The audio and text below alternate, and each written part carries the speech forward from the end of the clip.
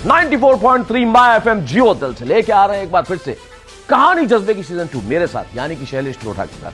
पहले सीजन में हम ऐसे लोगों से मिले जिनकी कहानियां कमाल की थी और दूसरे सीजन में हम और कमाल के लोगों से मिलने जा रहे हैं जिनकी कहानियां इतनी कमाल की है कि आप उनसे प्रभावित होंगे, आप उनसे प्रेरित होंगे और कहेंगे ये कहानियां सुन के हम में भी जज्बा जाग गया है। देखिए कहानी जज्बे की season 2 powered by zebras.com, fastemi.com।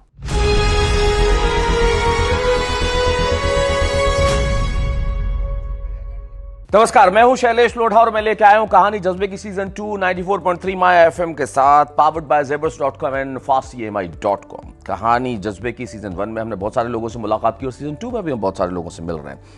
लोगों से मिलने का मतलब ये नहीं कि हम मिलें, हाथ मिलाएं, चाय पिएं और निकल जाएं। लोगों से मिलने का मतलब उनकी ज़िंदगी में थोड़ा सा झांकें, उनकी कहानियाँ सुनें, उनकी कहानियाँ आपको सुनवाएं और देखें कि उन कहानियों में ऐसा क्या है कि वो लोग एक मुकाम तक पहुँच गए। जिन लोगों ने कुछ ऐसा किया जो ज़माने में सफलता की दृष्टि से एक नए मानक पैदा कर रहा है, उन्हीं में से एक हमारे साथ हैं जो नागौर ज़िले से ताल्लुक़ रखते हैं और बड़े पढ़े लिखे आदमी हैं।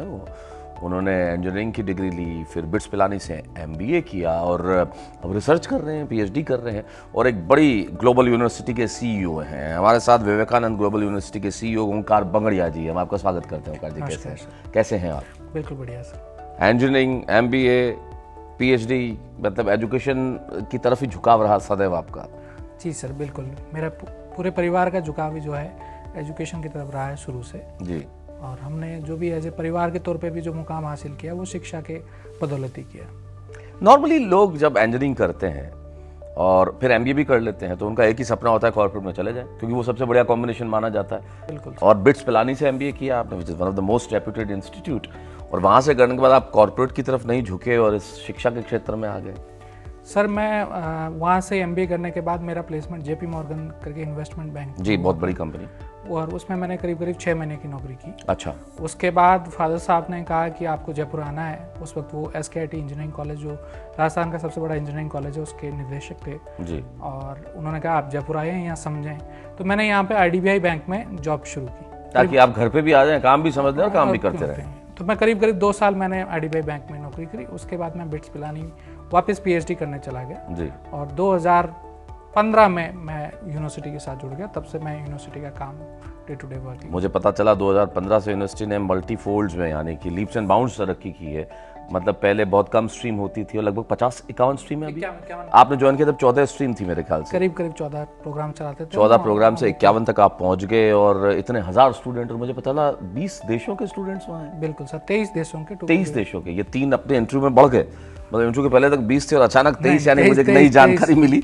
लेकिन बहुत इसी तरह से बढ़ते रहे तो हो सकता है अपने इंटरव्यू के बाद तक अपने 3-4 देश और जो है संपर्क कर लें आपसे और आ जाए विवेकानंद ग्लोबल यूनिवर्सिटी में। कहाँ के स्टूडेंट्स हैं आपके यहाँ? सर हमारे पास ज़्यादातर जो बच्चे हैं वो अफ्रीकन कंट्रीज जो हैं उनके हैं। ईस्टर्न अफ्रीका, घाना और नाइजीरिया और ये तमाम देश। इसके अलावा नेपाल, बर्मा, अफगानिस्तान, ये जो अपने पड़ोसी देश हैं वहाँ के बहुत सारे बच्चे। निश्चित तौर पे आपका शिक्षा का स्तर बड़ा अच्छा होगा, तभी वहाँ के बच्चे भी आपके पास आ रहे हैं। और कितनी स्ट्रीम्स हैं अब यहाँ पे? सर मेजरली करें तो हम 14 मेजर फील्ड्स में शिक्षा देते हैं, जिसमें एग्रीकल्चर है, इंजीनियरिंग है, आर्किटेक्चर है, डिज़ाइन है, लॉ है, मैनेजमेंट, कॉमर्स, यानी कुल मिला के सारे क्षेत्र लगभग। मेडिकल, प्रॉपर मेडिकल को छोड़ के सारे। कभी है कि मेडिकल भी आएगा? होपफुली। और NAC से भी आपको एक्रेडिटेशन और मिला है? NAC accredited A+ university Jaipur में। मणिपाल यूनिवर्सिटी के बाद जो हमारा दूसरा यूनिवर्सिटी है जिसको राजस्थान में NAC A+ एक्रेडिटेशन मिला है।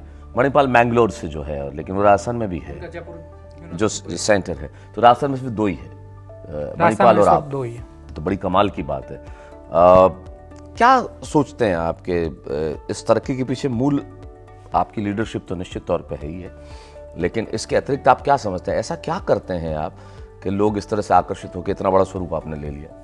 जी, हमारे कैंपस का जो कल्चर है, बी इट इनोवेशन की तरफ, रिसर्च की तरफ और बच्चों की प्लेसमेंट और एजुकेशन की तरफ, जो एक इकोसिस्टम बना हुआ है होलिस्टिक डेवलपमेंट का, वो एक मेजर कारण है इंस्टीट्यूट की ग्रोथ का। जी। इसमें चाहे क्लब सिस्टम हो, चाहे बच्चों के कॉग्निटिव स्किल्स की बात हो, इमोशनल स्किल्स की बात हो, स्पिरिचुअल स्किल्स की बात हो। As a CEO, what is your area of function in the university? देखिए मेरा सबसे बड़ा जो डे टू डे पे रोल रहता है वो यूनिवर्सिटी को विजन देने का है कि हम आगे क्या नया करें और हम किन ऑर्गेनाइजेशंस के साथ जुड़ें। सबसे बड़ा काम तो आप ही का है, विजनरी हैं आप, विजन दे रहे हैं कि हमें आगे क्या करना चाहिए। कोशिश करते हैं और वो सफल भी हो रहा है कुछ। आप सबसे बड़ी बात आपने ये जो एक एजुकेशन इसमें होनी भी चाहिए और एक विजनरी में होनी चाहिए कि बहुत आप नपा तुला जवाब देते हैं, और ये बड़ी अच्छी बात है। लेकिन वरना हम कई बार भावनाओं में बह जाते हैं और बड़े लंबे लंबे जवाब देने लगते हैं। बहुत नपा तुला जवाब वही आदमी दे सकता है जिसका विजन खुद का क्लियर हो। तो you have a clear vision, so I can understand why that VGU is growing. तो हमें विवेकानंद ग्रोइंग यूनिवर्सिटी हो गया है ग्लोबल यूनिवर्सिटी की जगह पे। लेकिन आप बहुत अच्छा कर रहे हैं। क्या अपेक्षा रखते हैं आप अपने स्टूडेंट से?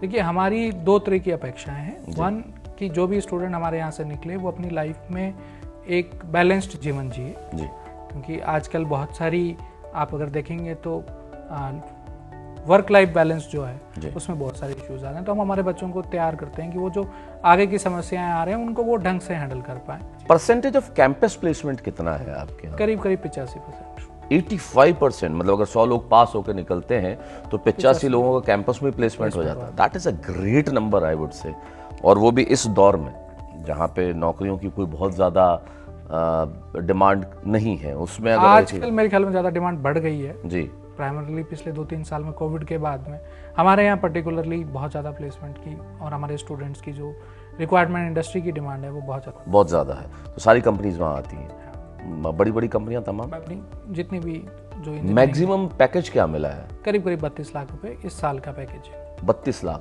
That's a great package. और वो किस डिग्री होल्डर को मिला है? बीटेक को, जो मतलब बैचलर ऑफ टेक्नोलॉजी जिन्होंने किया इन कंप्यूटर साइंस। तो आप ये लैंग्वेजेस वगैरह कोडिंग वगैरह वो सीख के निकलते होंगे? बिल्कुल सारी C++, जावा और तमाम तरह की और जितनी भी कोडिंग्स होती हैं। और उनकी ज़रूरत तो खैर है, क्योंकि दुनिया का जिस तरह से हम लोग पेपरलेस हो रहे हैं, हमारी सोसाइटी सारी चीज़ें डिजिटल हो रही है, तो मेरे ख्याल से ये तो कभी आनी ही नहीं है। और मेरे ख्याल से लोगों की रुचि भी उसमें बढ़ रही होगी। वगैरह साहब, हमारे पास आखिरी 1-2 मिनट है इस इंटरव्यू के। आप नागौर से ताल्लुक़ रखते हैं और आपने बहुत अच्छी जगह पे पढ़ाई की है और यहाँ तक पहुँचे। अपनी सफलता का श्रेय किसे देना चाहते हैं? मैं अपने सफलता का श्रेय अपने परिवार को देना चाहता हूँ सबसे पहले, क्योंकि मेरे जीवन में सबसे बड़ा जो रोल रहा है वो मेरे दादाजी का रहा है। उन्होंने अपने सभी बच्चों को पढ़ाया, प्लस हम सभी को ही हमेशा यही शिक्षा दी कि आप लोगों को शिक्षा के प्रति जागरूक रखें।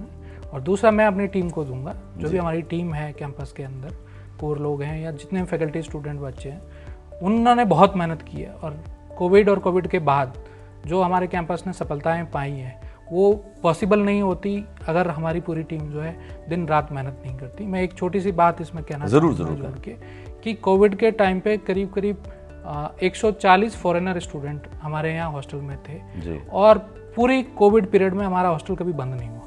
It was always on. जबकि भारत सरकार के नियम यही थे कि आपको कैंपसेस बंद करने हैं, लेकिन वो देश छोड़ के जा नहीं सकते थे। और ये तो पूरी जो टीम है हमारी उसने गजब की मेहनत करी। मेरे ख्याल से उसमें सबसे बड़ी मेहनत तो उन छोटे लोगों की, जो मेस चलाता होगा, खाना बनाता होगा, क्योंकि और जो सफाई करता होगा, प्लस जो टीचर्स भी हैं जो बीच बीच में आए, उन्होंने उनका ध्यान रखा। क्योंकि अगर आप 140 बंद कमरे में रहेंगे जैसा लॉकडाउन में था, निश्चित तौर पर दिक्कत होगी, काफी दिक्कतें थी। तो उनको मोटिवेट करते रहे आप लोग। प्लस जी बिल्कुल। और उस टाइम पे हमारे बहुत सारे रिसर्चर्स, फैकल्टी मेंबर्स ने बहुत सारे इनोवेशन किए। और मसलन सैनिटाइजर अलग अलग टाइप का बनाया उन्होंने, मास्क अलग अलग टाइप के बनाए। कमी हो गई थी, उस टाइप की कमी हो गई थी जी। और उस फेज के अंदर विवेकानंद ग्लोबल यूनिवर्सिटी ने करीब 95 पेटेंट अप्लाई किए। 95 patents by one university, that's a great number. 3 साल में भी हमारे 213 पेटेंट हैं। पेटेंट मिल चुके हैं आपको? हमने अप्लाई किया, उनमें से करीब 27 से 28 ग्रांट हो चुके हैं। बाकी भी आप से ग्रांट हो जाएंगे hopefully. Which is the best patent do you think that it has come from the VGU?